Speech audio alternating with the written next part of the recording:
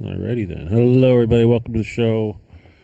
My name is Stephen D. Kelly, and this is the Stephen D. Kelly Show. We are Truth Cat Radio, www.truthcatradio.com. And it's Christmas. Christmas 2025. 12/25, 2025, December 25. Welcome to the show. We don't always have a show on Christmas. It's unlike Thanksgiving, I think. It's always on Thanksgiving because Thanksgiving's a Thursday, but Christmas is the 25th, so we just lucked out. How about that, everyone? Whether or not, oh, hello, Jordan. Jordan's listening. Thank you, Jordan. Welcome to the show. I'm glad you're up for this. I'm going to try to give you a worthwhile show tonight, unlike last week where I wasn't really too motivated. This is actually kind of an important day, obviously. And so there's many things to say, not the least of which is the stuff going on. Some people would say there's a fire hose of information coming out, but, you know, it's not like we don't already know everything about Jeffrey Epstein and all that crap. And, yeah, I will have to talk about that, but tonight I'd rather start out reminiscing a little bit about Christmas and talking at some length about what it really means and why it's important and what people miss. Kind of like the whole Jeffrey Epstein business. People are missing what's really important about this. But let me just start by saying that I was, raised Catholic, of course, and went to parochial school. That's a little Catholic school, St. Hedwig's. I walked to school. It wasn't that far. Eventually I went there till 7th grade, I think it was, or 6th grade. Yeah, I think it was 7th grade. Then I went to public school. Anyway, the point is that growing up and going to Catholic school and all that, things were different. For instance, obviously, religious holidays in general of this nature were a big deal. Easter and Christmas, of course, were the big deal. And you can't really say one is more important than the other because, obviously we as children, you associate Christmas with presents and not so much with Easter. So, we were told, well, you need to give proper respect to Easter. But reality is that this is really important when it gets down to today and politics and what's going on in the world and everything around us, what's going on. When you get down to it, this day, this holiday, it's not just a religious event per se for Christians, even though the word Christmas, which cannot be removed from the popular vernacular, no matter what they do, their happy holidays and crap like that, the word Christmas is Christ, okay? Christ. So, hold on, Microsoft is screwing with me. Let me deal with that real quick. Fucking Microsoft. Anyway, the point is that Christ is what it's all about, and they can't make that go away. Now, Jesus is our commander. Jesus was born. We're celebrating the birth of Jesus, and this is important for a lot of reasons. Before I get into that, I wanted to talk a little bit more about what Christmas was like growing up. But one of the things I do remember, though, I'll never forget was my neighbor that was Jewish living down the street, 2 doors down, Howard. One Christmas morning, I was so excited, I had all kinds of new stuff and all that, and I ran out the door, and I just wanted to share my excitement. I saw my friend Howard riding a bike down the street, and he looked kind of lonely out there, and I opened the door and said, "Hey, Howard, what'd you get for Christmas?" And then, as the words were coming out of my mouth, I remembered Howard was Jewish. I thought, oh, ouch. I was so flogging embarrassed. I couldn't face him. I turned around, shut the door, and to this day I worry that I was rubbing it in, like some sort of Christian superiority or some crap. Anyway, the point is we grew up with all kinds of weirdness back then, and that weirdness has not gone away today, obviously. Just remembering what's going on. Let me see what happened today. What's going on? Let me see. Christians in Bethlehem trying to celebrate Christmas are being arrested. Christians in Syria are being slaughtered. Christian towns in the West Bank are being, olive trees are being uprooted. They're being removed, genocided, that kind of thing. Yeah, the genocide is going on, but yeah, Donald Trump, he bombed supposedly ISIS today in Nigeria because they were killing Christians on a level that's never been seen before, probably any time in the world. But at the same time, he's welcoming al-Jawani into the White House while ISIS is killing Christians in Syria. It's, hey, the world is just deception. But anyway, back to this Christmas holiday. I need to talk a little bit about the Gregorian calendar and the Julian calendar, because that really is the reason for, secular reason for the holidays. And when the church was deciding what day to celebrate the birth of Christ, it was primarily based on when they would celebrate Easter, believe it or not. Easter was the primary holiday. And they went with that by the spring solstice. So they needed a proper way to determine the spring solstice. And this is why calendars were important, and the accuracy of calendars were important. And the leap year, of course, screwed things up. The original calendar, the so-called Julian calendar, still used by the Orthodox Christians today, was developed by 45 years after Christ by Julius Caesar, hence the name of the Julian calendar. But again, it was created for the purposes of marking these 365 days plus the leap years and that time, and so they could keep track of the equinoxes. And apparently, so many years later, they decided to change it. And this was, of course, Gregory, Pope Gregory, that did this, and however many years later. And they said this was because the spring equinox was screwed up. The March solstice was screwed up, and it was off by a couple of days, so that's why they redid it. But again, this had to do with Easter, trying to calculate the correct day for Easter. Now, growing up in the church, of course, as I said, Easter was a very solemn day. You had the Stations of the Cross, you had the whole crucifixion thing. It was very, very solemn and serious and dark. Whereas Christmas, of course, was a celebration. It was happy. I mean, obviously, kids were happy. They were looking forward to toys. There's overdoses of sugar and candy and all sorts of things that, I don't see anymore, of course. But when you're a kid, all those cookies and things are kind of fun. And we did things also like went to church. It was like the 2 days of the year, of course, you made sure to go to church. It was Christmas and Easter. But on Christmas, you would sing songs, carols. The only time you would ever see me doing that in public. You got hundreds of other people all doing it at the same time. If you miss a word, it's pretty easy to do. I mean, this is the reason why probably today the only songs I actually know the lyrics to are Christmas carols. Hey, go figure, right? So I kind of look back on that, and I kind of miss it. And obviously I miss a lot of the stuff that I'm not getting right now. The family interaction, and that was a big deal. Obviously children's a big deal. And I regret that, and it's kind of a bummer. But and I'm a little bit negative. Wow, as I'm having my show, the page is getting spammed by crypto faggots. Let me just delete this as they go. It's all this Trump crap.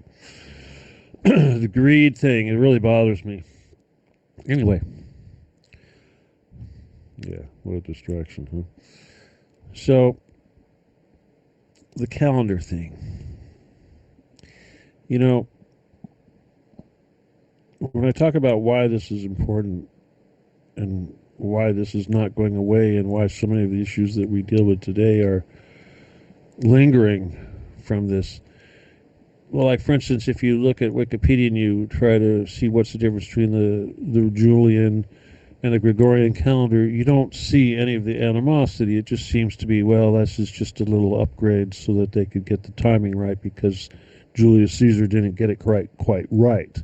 They needed to make an adjustment. Pope Gregory needed to make an adjustment. That's all there is to it.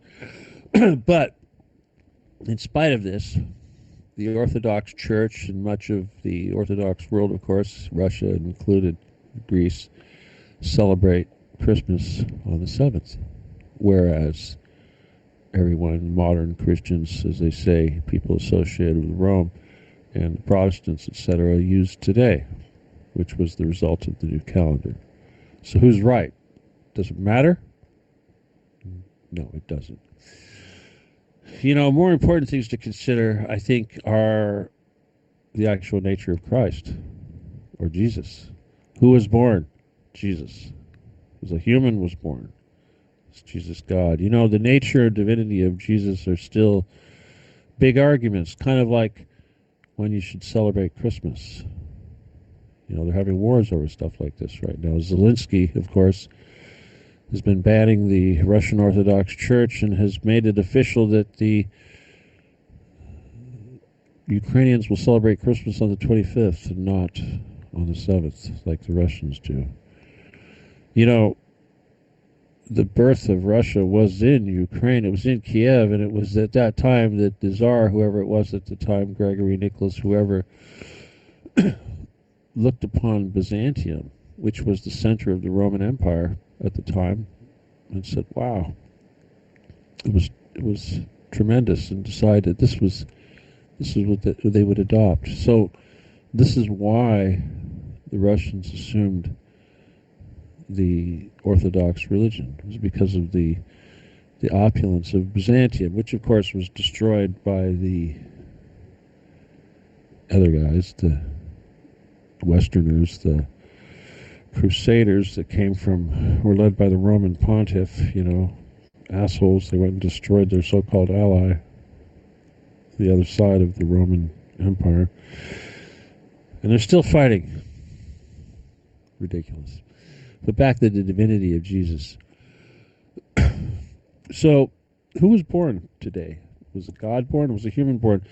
Yes, Jesus was born, but Jesus was born the Christ. Now people need to understand this difference, because what is the difference between a human and the Christ? The Christ is this character, this omnipotent character, this being that is basically assuming this soul, this person. Is it the same thing at the same time? Sure. Is it more than one thing at the same time? Sure. Is that possible? Well, yeah, we know that. We know there's many different densities. We know that a 3D person can have a 4D alter, and on and on and on. Do we understand the nature of that? No. I sure don't.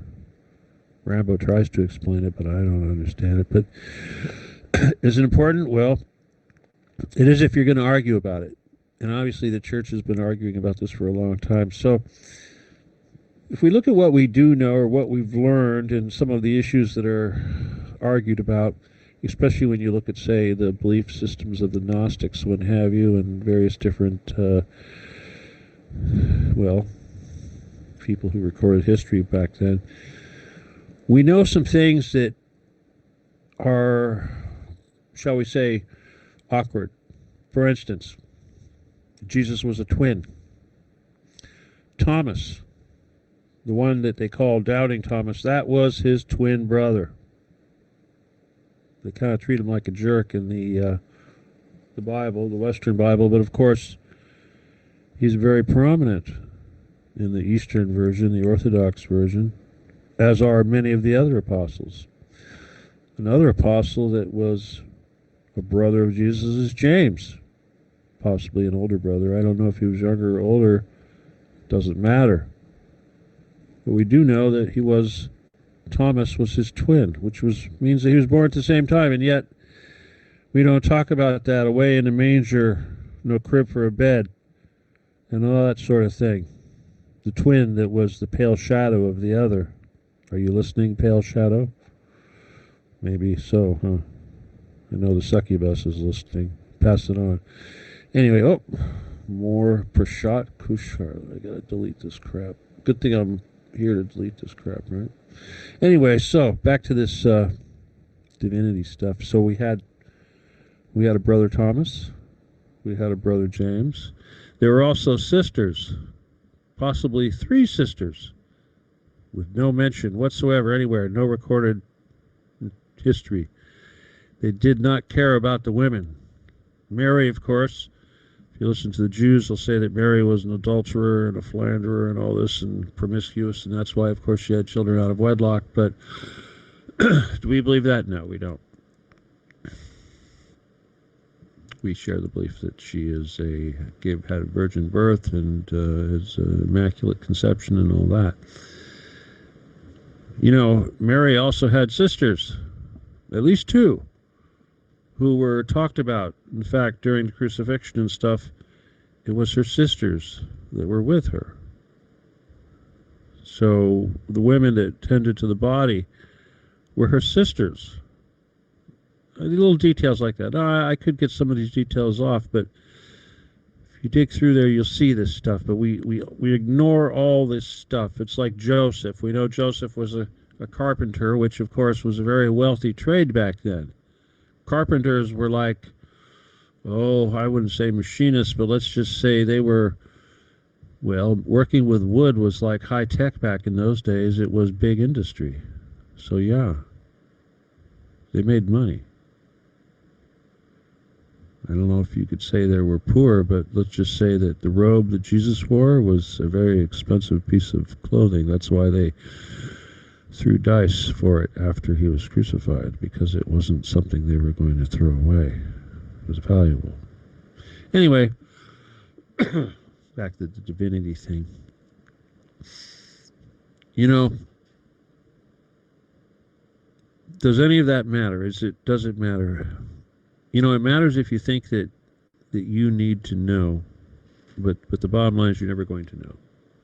Seriously, you're just never going to know. Trying to comprehend any of this, the nature of divine, the nature of the divine, you're not going to understand.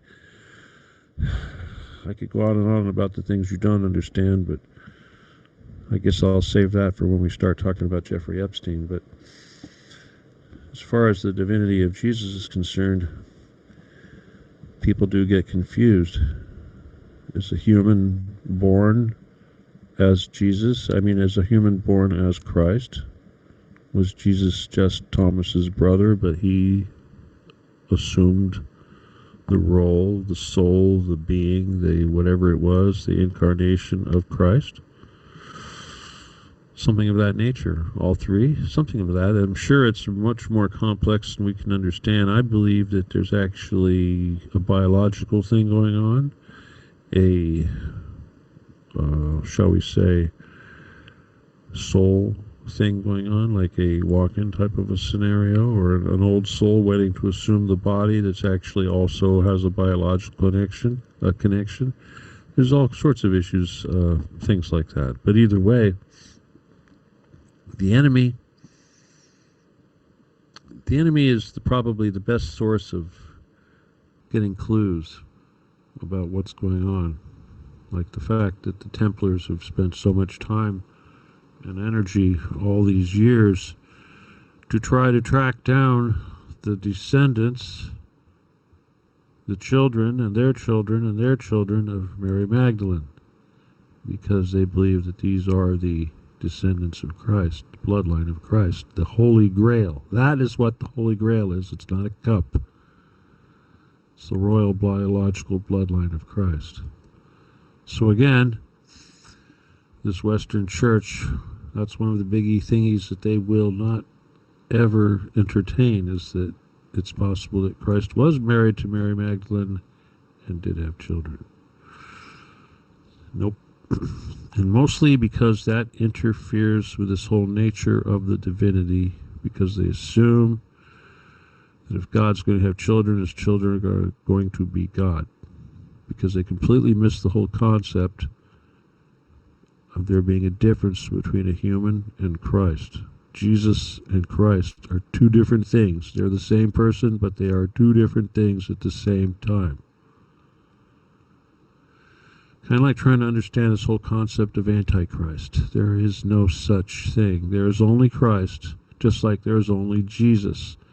Before the show, somebody asked me, Rob, goes, says, hey, who do you believe in? Do you believe in agnostic or Gnostic Jesus or Catholic Roman Jesus? I'm like, huh? Jesus is Jesus. There's no, I mean, these versions or whatever interpretations or myths or stories or whatever descriptions of Jesus that are being passed down from these various different groups, religions, are what they are. They're opinions and attempts at trying to describe something that they barely remember and possibly have no actual contact with. So obviously these things get corrupted and they get twisted. But is that important? Again, no. Now, I could go on and on about this, but I don't really think it's necessary. But I think that the lesson here is kind of like the Getty thing. We know who the enemy is. We know what the enemy is. We could spend forever talking about it. We don't need to. It's kind of like salvation and paradise and in the future and what we have to look forward to when we complete this mission and bring this world back to the paradise it was always intended to be before the enemy made it what it is now. That's what our mission is. And do we need to know everything about the enemy to do that? No. You know, our mission is very clear. We've been giving a task, and that task is to bring light to the Getty and focus all our energy and all the light and power we have on this one single target, because it brings down everything else. That's it. One little stone, we remove it and the whole thing falls down. They know that. The enemy knows that. It's an easy job for us, and that's why we're being so successful.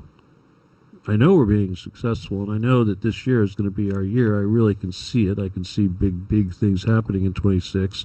Negative things happening also. Obviously, the enemy is going to do their shit, but our movement is probably going to explode.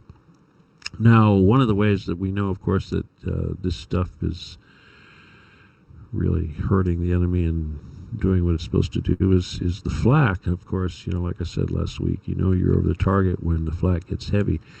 And, you know, and I've been getting flak for a long time, but just recently somebody showed me something, somebody said in Twitter, X, and I don't know who this was, some Satanist, I guess, but they said they were talking derogatory about the Occupy the Getty mission. But what they said, and of course this is ridiculous, was that I, the name me, Stephen D. Kelly, was actually a pedophile and a Satanist. I'm like, okay. I mean, I'm, you know, I've heard, let's see, just recently I was told, of course, I own, fart.com and, oh my God, what else did they say? That's bad enough, but now I'm a pedophile and a Satanist.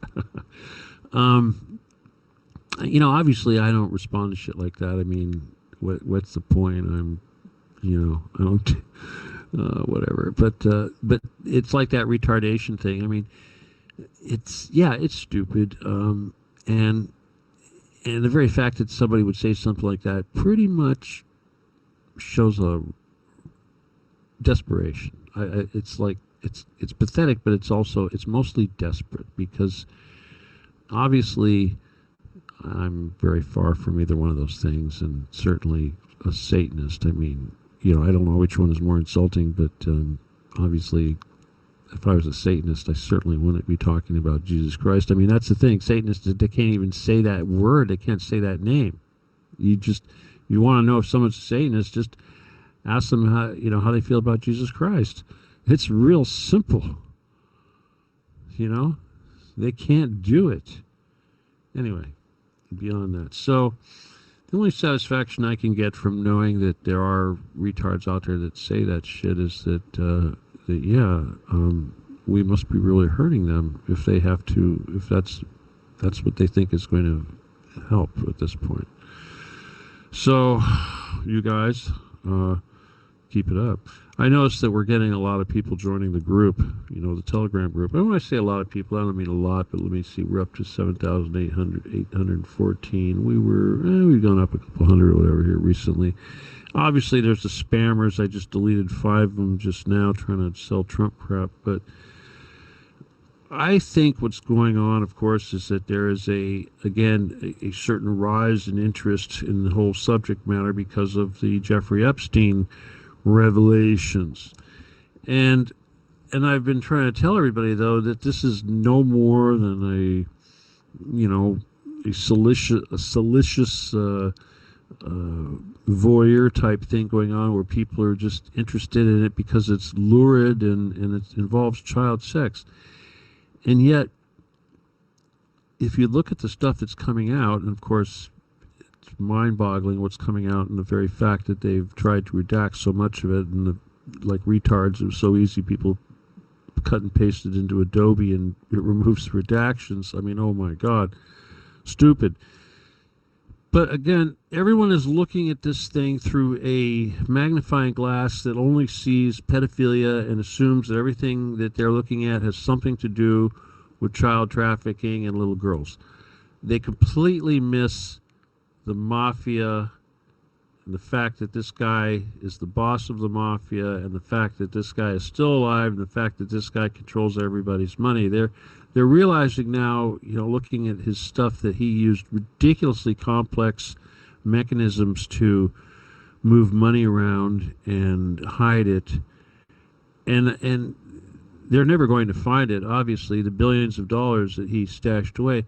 And one of the other things that they're finding is that he was a real powerful mover and shaker. He told the CIA to do something, and they did it. He told them to relocate their CIA Air Force, all their planes and stuff, to Ohio, something to do with Wexner. One of Wexner basically took it over, his patron. And the media will tell you, well, I guess the CIA Air, instead of smuggling cocaine, they decided they were going to fly lingerie around for Wexner. But they don't realize it's all the same fucking mafia. What they don't realize is that he was the boss. They're finding connections now to Oliver North and Iran-Contra. And of course, this blows me away because Oliver North was my boss. I worked making weapons that went to the Contras. I was involved. I was technically not too far below Mr. Robert Vesco himself, who is Jeffrey Epstein today. Jeffrey Epstein assumed that job, and that's why he was involved in all of these projects way back when. So when Robert Vesco was the boss, Jeffrey Epstein was like the right hand. He wasn't Don Nixon, but he was the one with the brains running around doing all the money, setting everything up. And we're seeing him in, in Western Africa, setting up a Palantir type system. We find out that he was involved in the basis and setting up of crypto. Obviously, we find out that he was heavily involved in Iran-Contra. He was involved heavily with CIA Air. People think, gosh, how is this pedophile so well connected? He's not the fucking pedophile. He is the boss. He controls the CIA. He controls the NSA. He controls this mafia that we call the government. Some people try to say that Trump actually had put a hit out on Epstein. That's the big thing now. They'll just throw more dirt at Trump. Trump's whole job is to go under the bus. And if Epstein, of course, is dirty and they want to let it slide, what they don't want to admit is he's alive. They would rather throw Trump under the bus than have it come out that Epstein is still alive and that he controls the worldwide mafia and is being protected by Israel. And there's no damn way that he was executed or allowed to die in jail, because the people that he has power of attorney over their money would never get it back. Donald Trump is not going to sign a kill warrant for somebody that controls billions of his dollars, as well as everyone else's money. Those royals, that was it wasn't just sex toys and children he was providing. He was their bank. He got them big time interest, no doubt, but either way, he was the bank. They're going to protect him no matter what. He is the boss. And unfortunately, that's never going to come out. And trying to explain that to everybody, I could do that all day. It's just not going to matter. And this is kind of why, once again, why it's important that we focus on the Getty and the Getty mission, because, it's simple. I tell you what's going on down there, and we do this thing. We don't need to know all the details, but I can tell you when you do go down there, what you are going to see is stuff that you can't comprehend. That's the bottom line. So, do I waste time trying to explain things to you that you can't comprehend? No. It's a waste of time. Same thing applies to everything else. Talking about all the nasty things that these, anti-Christian types are doing. Is it help? No. What's more effective? Occupy the Getty. There's nothing anti-Semitic or racist or whatever about Occupy the Getty. It's very simple. It's very simple. We draw attention to this one thing, and when people ask us why, we tell them why. If they want proof, they have to get it. They have to come after me. They won't come after me. That's the bottom line. They can never come after me. They can never prosecute me. They can't touch me, obviously. They're not going to turn me into a martyr, and even if they tried, they would die. Go figure. Does it matter? No, because they fail. When? Soon. Anyway, that's really all I want to tell you. So, when you look at what's going on in the world today, just to kind of recap this thing, you realize that, yes, it is a struggle between the dark side and the other side. And when you look at the corruption and the decay, the corrosion, the stuff that's going on in our sphere, how terrible it is. I mean, well, Donald Trump says that we had 4.5% growth in the United States this year, but it was completely AI, insurance. It was sales of insurance and artificial intelligence. Talk about a big nothing burger, and that's all going to go away real soon, people. Probably next year, China's going to take over the chip industry once and for all, and it's not going to be fun times. But if we occupy the Getty, it will be. That's the best thing I can offer you. Anyway, let me take a real quick look and see who's listening. I know, Jessica, you're out there. Let's see, Jessica. And we have Czechoslovakia. Oh, hey. We have, Australia there in the house. What? Damn it. Computer turned off. No Canada.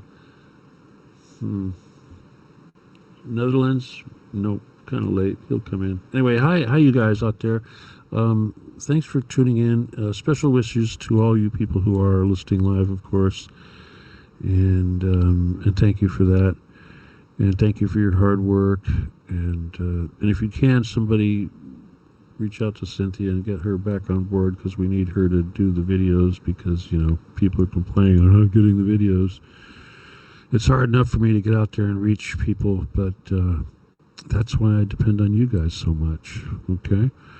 So keep doing what you're doing, and obviously the memes are having a lot of effect, and if you see people talking shit about me, be my bulldog, okay? Be my pit bull. Bite their legs off, okay? I'm serious. That's what I need from you right now. I shouldn't have to do that at all. You guys do it for me, okay? I appreciate it. All right, what else do I want to tell you? Oh, yes, if you would, hi, Jordan, if you would, please help. If you want to help out, of course, use the PayPal at StephenKelly714@yahoo.com.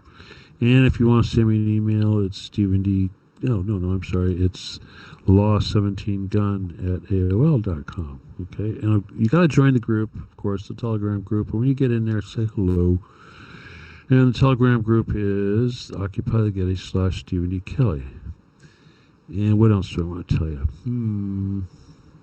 Mm, oh yeah, I think I'm going to put Mr. Kitten's face up there on the top of my face, since, for a little while on the ad for the show. Since I don't know, seems like the thing to do.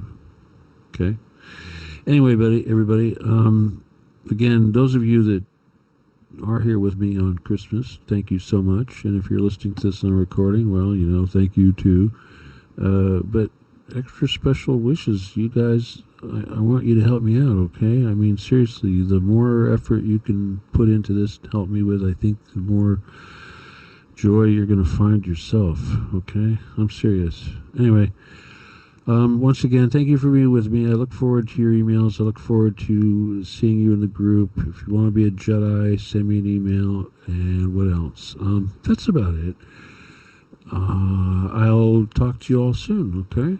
I hope you had fun. I hope you enjoy the rest of your evening, your rest of your night. I know most of you, your day is long over, but hey, that's what happens when you live in the West Coast, okay?